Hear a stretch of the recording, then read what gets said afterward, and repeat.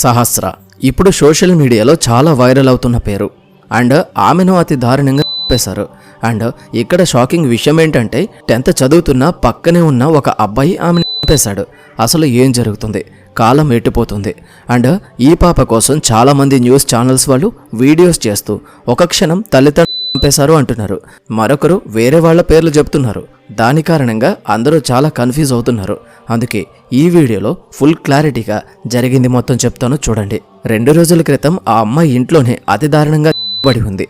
అయితే సహస్ర తన ఫ్యామిలీతో పాటు కుకట్పల్లిలో సంగీత్ నగర్ ఏరియాలో ఉండే ఒక మల్టీ లెవెల్ బిల్డింగ్లో ఉండేది. ఈ బిల్డింగ్లో మొత్తం 2 ఫ్లోర్స్ అండ్ 3వ ఫ్లోర్లో పెంట్ హౌస్ ఉంటుంది. అండ్ ఆ పెంట్ హౌస్లోనే సహస్ర వాళ్ళ ఫ్యామిలీ ఉంటుంది. వీళ్ళ ఫ్యామిలీ కూడా చాలా నార్మల్ వర్కింగ్ క్లాస్ ఫ్యామిలీ. నాన్న పేరు కృష్ణ. ఈ కృష్ణ గారు ఒక బైక్ మెకానిక్. అమ్మగారి పేరు రేణుక అండ్ ఆమె ల్యాబ్ టెక్నీషియన్గా వర్క్ చేస్తూ ఉంటారు. సహస్ర ప్రెజెంట్ బేగంపేటలో ఉండే కేంద్రీయ విశ్వవిద్యాలయంలో 6th క్లాస్ చదువుతుంది. అండ్ ఆమెకు చిన్న బ్రదర్ కూడా ఉన్నాడు. పిల్లోడి వయసు కేవలం 6 సంవత్సరాలు మాత్రమే. హైదరాబాద్లో ఒక సేఫెస్ట్ ఎన్విరాన్మెంట్ కోసం ఇక్కడికి వచ్చారు. ఆగస్టు 18, 2025 అంటే కరెక్ట్గా 4 రోజుల క్రితం రోజులాగే ఆ రోజు కూడా ఎర్లీ మార్నింగ్ సహస్ర పేరెంట్స్ లేచి రెడీ అయ్యి ఆఫీస్కి బయలుదేరారు. అండ్ ఇంటి దగ్గరలోనే వాళ్ళ బాబు యొక్క స్కూల్ కూడా ఉంది. అక్కడ బాబుని సహస్ర వాళ్ళ డాడీ డ్రాప్ చేసి వెళ్ళిపోయారు. అండ్ వాళ్ళ అమ్మగారు కొంచెం ఎక్స్ట్రా టైం ఉండి లంచ్ కూడా కుక్ చేశారు. సహస్రకి ఆ రోజు స్కూల్లో ఏవో గేమ్స్ ఉండడం వల్ల క్లాసెస్ ఏవి జరగవు అని వాళ్ళకి హాలిడే ఇచ్చారు. అండ్ సో మధ్యాహ్నం టైంలో లంచ్ బాక్స్ని బ్రదర్ స్కూల్లో ఇచ్చేయమని చెప్పి సహస్రకి చెప్పారు. సో మార్నింగ్ 9 తర్వాత సహస్ర వాళ్ళ ఇంట్లో ఒకతే ఉంది. అండ్ ఆ తర్వాత 9:30 AM అండ్ 10:30 మధ్యలో ఈ పెంట్ హౌస్ నుంచి గట్టిగా అరుపులు చుట్టుపక్కల వాళ్ళకి వినపడ్డాయి. కానీ ఎవరూ అంతగా పట్టించుకోలేదు. ఆ తర్వాత 12:30 టైంలో తన తమ్ముడి యొక్క స్కూల్ నుండి పేరెంట్స్కి ఫోన్ వెళ్ళింది. మీ అబ్బాయి లంచ్ బాక్స్ ఇంకా రాలేదని స్కూల్ టీచర్ సహస్ర వాళ్ళ అమ్మగారైన రేణుక గారికి ఫోన్ చేశారు. అండ్ రేణుక గారు కృష్ణ గారికి ఫోన్ చేసి ఏంటి ఇంకా వెళ్ళి లంచ్ ఇవ్వలేదు అని అడిగారు. సరే ఉండు నేను వెళ్ళి ఇస్తానని కృష్ణ గారు ఫోన్ కట్ చేసి ఇంటికి బయలుదేరారు. వాళ్ళు ఏమనుకున్నారంటే పాప టీవీ చూస్తూ మర్చిపోయి ఉండొచ్చు లేదా నిద్రపోయి ఉండొచ్చు అని అనుకున్నారు. సో అబ్బాయికి లంచ్ తీసుకువెళ్లాలని త్వరగా కృష్ణ గారు ఇంటికి వెళ్లారు. అండ్ అక్కడికి వెళ్లేసరికి ఇంటి తలుపు బయట నుండి లాక్ చేసింది. అంటే అప్పుడే సహస్ర లంచ్ తీసుకుని వెళ్ళి డోర్ బయట నుంచి లాక్ చేసిందేమో అనుకుని ఆయన డోర్ ఓపెన్ చేసుకుని లోపలికి వెళ్లారు. నిజంగా ఆయన కుప్పకూలిపోయాడు. తన కూతురు అక్కడ పడిపోయింది.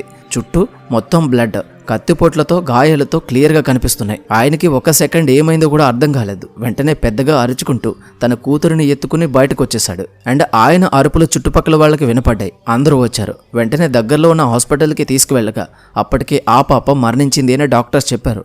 వెంటనే ఎవరో ఒకరు పోలీసులకి కాల్ చేసి చెప్పారు. పోలీసులు వచ్చి అక్కడికి ఎవరిని రానివ్వకుండా ఎవిడెన్సెస్ పోకుండా చూసుకున్నారు. అండ్ ఆ తర్వాత ఇన్వెస్టిగేషన్ స్టార్ట్ అయింది. అండ్ దొంగతనం లాంటిది కూడా జరగలేదు అనుకున్నారు.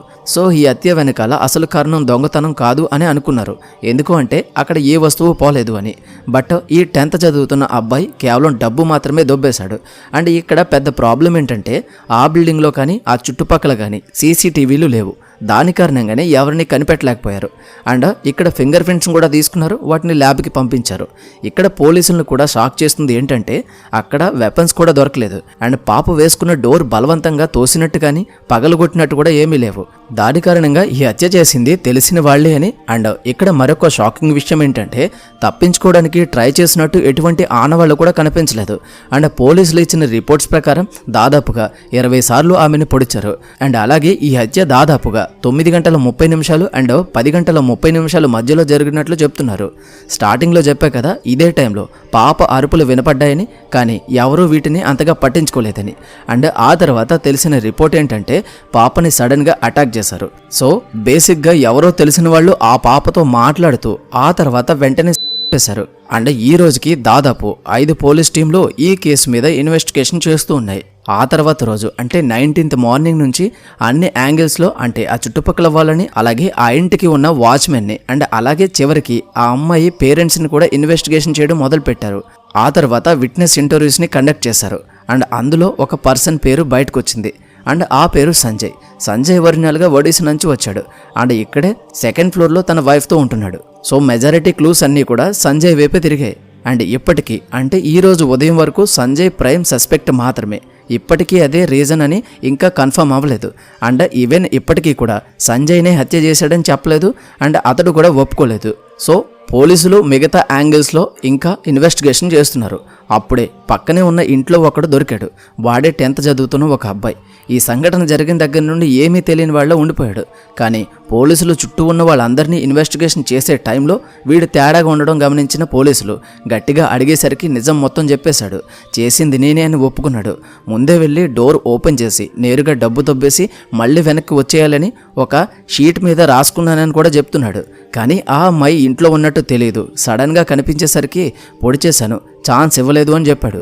అలా ఆమె పడిపోయిన వెంటనే నేను డబ్బు తీసుకుని వచ్చేసాను అని చెప్పేస్తున్నాడు. అసలు సమాజం ఎటుపోతుంది? నిజంగా వీడియో చేస్తున్న నాకే లోపల భయంగా అనిపిస్తుంది. కలికాలం, ఇది సినిమా లోకం. కేవలం ఇవన్నీ మూవీస్ వల్ల మాత్రమే ఇలా మారిపోతున్నారు. మూవీస్ చూసి దారుణంగా రెచ్చిపోతున్నారు. చిన్న వయసులోనే వారి ఆలోచన విధానం మూవీస్ చూసి చాలా క్రూరంగా మారిపోతున్నాయి. దయచేసి పిల్లల్ని గమనిస్తూ ఉండండి. ఈ వీడియోకి ఇంతే. ఈ వీడియో కనుక మీకు నచ్చినట్లయితే తప్పకుండా లైక్ చేయండి. అలాగే మరిన్ని మంచి వీడియోస్ కోసం ఛానల్ని సబ్స్క్రైబ్ చేసుకుని పక్కనే ఉన్న బెల్ ఐకాన్ ఆల్లో పెట్టుకోవడం మర్చిపోవద్దు. మళ్ళీ మరొక మంచి వీడియోతో కలుద్దాం. Until then thank you, bye, జై హింద్.